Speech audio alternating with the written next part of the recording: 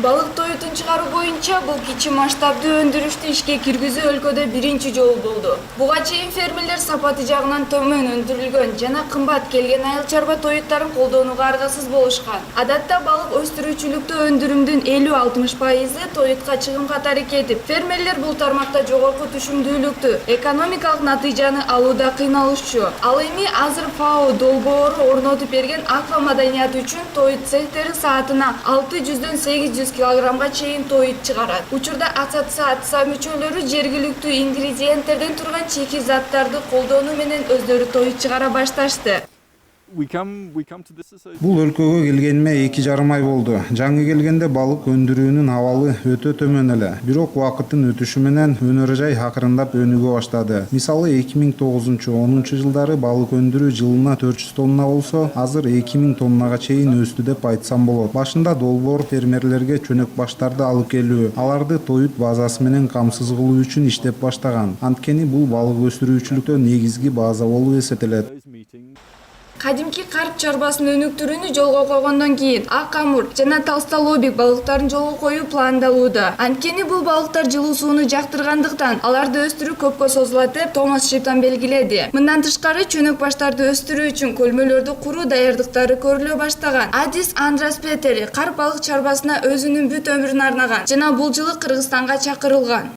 Товардык балыкты долбоорлордун биринчи кадамы личинкалар болуп саналат. 1 тонна товардык балыкты алыш үчүн 1 миллион личинка керектелет. Көбөйтүү ыкмаларынын 2 жолу бар: табигый нерез жана жасалма нерез. Биз икраны жасалма жол менен уруктандырабыз. Анткени табигый нерез ыкмасында товардык балыкты алуу 5-7%дан ашпайт.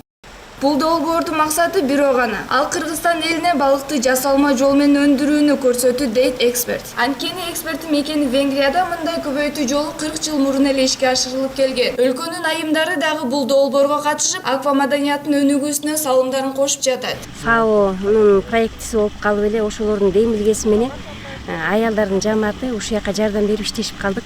Биз бияктан деген ушу кичинекей малек личинкаларды бакканга жардам беришип атат. Кенедекей болуп чыккандан баштап ушу аялдар келин кесектер ушу жакшы карайт экен да. Тамагын дагы үзбөй кайра саат сайын берип туруш керек. ФАО долбоорунун демилгеси менен курулган цехке Ак Суу районунун эли да өтө кубанычта. Башчынын айтымында негизги максат жашоочуларга асыл балыктарды өндүрүүнү үйрөтүү. Эми айыл тургундары жасалма ыкманын жардамы менен бул иш менен алектене алышат. Чындыгын айтканда, бүгүнкү күндө өтө абдан жакшы иш болуп жатат. Бул цехтин ачылуусу менен ушул азыркы учурга талапка ылайык биздин балык чарбасын өндүрүү, балык чарбасын өстүрүү боюнча жакшы иштер, алгылыктуу иштер жүрүп жатат десем жаңылышпайм. Бул цех райондук айыл чарба экономикасын көтөрүүгө жана өнүктүрүүгө түрткү болот деп аким айтат. Мындан тышкары райондук балыкчылар бирикмеси бардык ыкмаларды жана билимди ушул жерден ала алат. В рамках программы ФАО бул долбоордун максаты өлкөнүн бардык секторунун потенциалын жогорулатуу. Ата мекендик балык продукциясын өндүрүүнү мамлекеттик азык-түлүк сатык программасына киргизүүнү камсыз кылуу. Биздин долбоордун алкагында 4 инкубатордук цех түзүлгөн. Алардын 3-ü Ысык көл облусунда, ал эми Жалал Абад облусунда бирөө.